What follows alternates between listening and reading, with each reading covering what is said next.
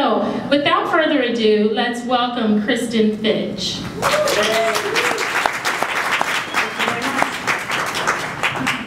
Hi, how's everybody tonight? I'm hoping dinner helped. Let me, is this too high up maybe? Sounds a little, is it too loud? No, okay. To me it sounds loud, sorry. Okay, so I'm hoping after dinner and a drink everyone's doing really great. I know we were starting to get a little bit antsy maybe at the very end at 5 o'clock. So tonight I want to talk to you about discovering and, creating and connecting. And here's what's important about it. We all do these things, but I'm hoping that you'll take away at least one new habit or action that you can apply to your life. Okay, so while these might be very commonplace words, I'm hoping there's a new way that we can use them. So the first thing is, those 3 words have been game changers throughout all of history. Every culture and every generation has discovered things, they've created things, and they've connected with others.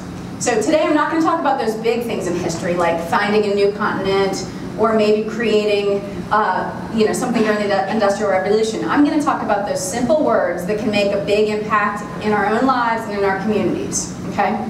So the first thing is that I want to, and during my conversation with you, I'm going to be mentioning how this applies, how we can think about what kids think about discovery, or what entrepreneurs do. But then I'll apply it back, obviously, to how I think it'll impact us. So the first thing is, kids love discovering things. They are curious, wouldn't you say? And they love to go on adventures. They love to explore things. Whether they're making up a world and they're a pirate looking for gold, or fighting the bad guys on a ship, or whether they're going into an underground cave that they think is a secret superhero lair, they are always discovering things, whether it's in their mind or whether they're walking down the beach and they find a shiny rock in the sand. They're always looking. Their eyes are opened, their ears are alert, and their minds are on the ready. They are always looking for that unexpected thing or moment. And in our own lives, we can apply that same principle. We can look to the world and say, you know, what's different? What could I discover about myself or my loved one? How could I discover something new in my environment? Maybe in my neighborhood. Maybe there's a new restaurant, and I'll meet a new friend, or I'll have a new experience or a meal. So the first thing is, how can we apply that simple word, discovery, to our lives? And a quick story about that. When I was about 12 years old, that skinny, awkward, probably about the same height, haven't really grown, girl, I got to take an adventure. It was a pretty big adventure. I went to the underground caves of West Virginia to go spelunking. And it was pretty exciting. We went to a cow pasture, and we went in the hole in the earth. And we went down into this very dark cave, and the things I saw to an 11-year-old girl, 12-year-old girl, was, breathtaking.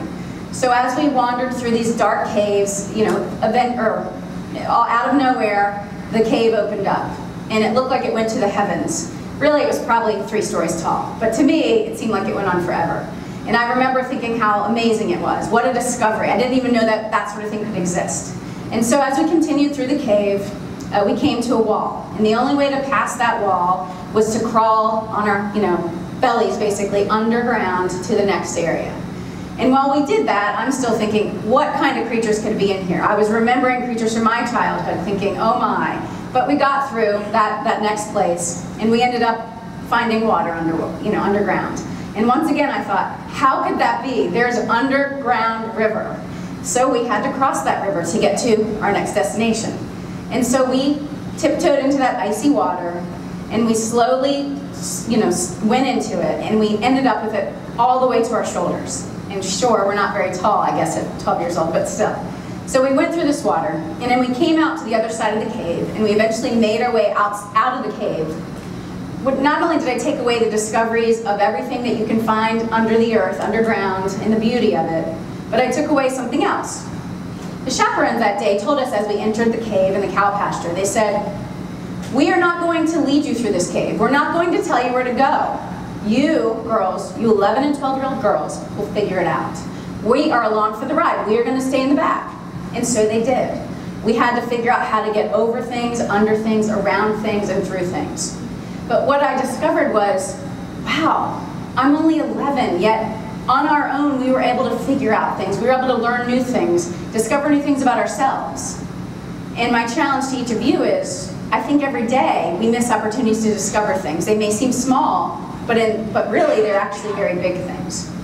And successful entrepreneurs they are basically always in a constant state of discovery.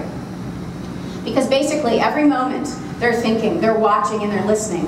What's going on in the industry? What's changed? You know, what are the trends saying? How are customers' buying patterns different? So they're always discovering and looking and watching.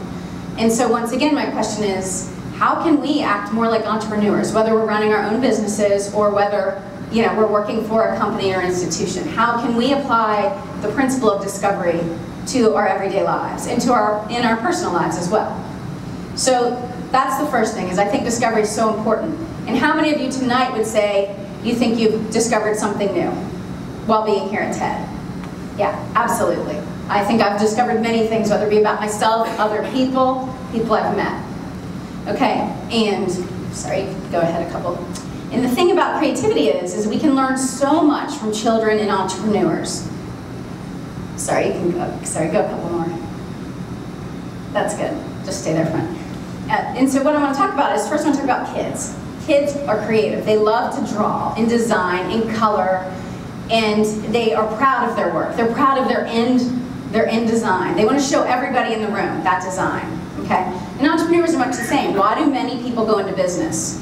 It's because they want to take control, not only of their own work hours and things like that, but they want to take control of the process. They want to create something, design something, or sell a product that they're proud of, or that maybe they've come up with the invention.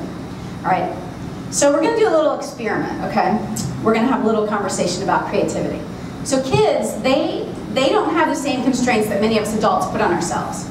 Many of them, they think they can do anything they want, whereas adults, we say, oh, that's not going to work. We start worrying and thinking through it too much instead of just doing it. Okay, so I want you to look at this next slide. Okay, one more. Sorry about that. Okay, so often kids are actually their own bodies are their canvases. Obviously, most of us are probably not going around drawing on ourselves, but that's okay. Go ahead, one more. So here's my question for you. What's the first thing that comes to mind when you see this horse? Might it be we should fill him in, color him, or do something with this horse? Okay. So my question is, if you were going to color that horse, and I said to you, hold up a crayon, what color would your crayon be? What color would you color your horse? Go ahead. Right. Probably many of you thought brown, maybe black or gray. That's probably the most common answer adults give. And from the time I was a child and then observing children, so many times parents, teachers, well-meaning adults will say to that child when they're coloring, that horse is supposed to be brown, the dolphin's gray or blue. Why? They're squelching that creativity, but adults do it to each other too. That's not the way you're supposed to file the books, or that's not the way we should, you're doing that wrong on the computer. But we're making people feel as if they have to live or not create. Instead, we want them to follow rules. Okay, go ahead. But yet, the thing is, I'm going to ask you, why wouldn't we color our horse purple? Because kids do color their horses purple, and rainbows. And the thing is, the reason kids do that is because they haven't been told it's not okay. And guess what? It's not. Because if we're going to be creators, we have to live outside, the lines of that coloring, the drawing. And here's the thing. Entrepreneurs not only want to create something, but entrepreneurs want to create their own purple horse. Okay? And what my challenge to you is, get the box of crayons and pull out the purple crayon. And I want to know, what would happen to your life if you started using the purple crayon instead of the red or the blue or the black? Maybe you'd go on an exciting adventure. And maybe that adventure would lead to an amazing creation. All right? It's worked for other people, like Harold with his purple crayon. And I think it'll work for each of us too, if we just get outside of the brown, black, and blue box.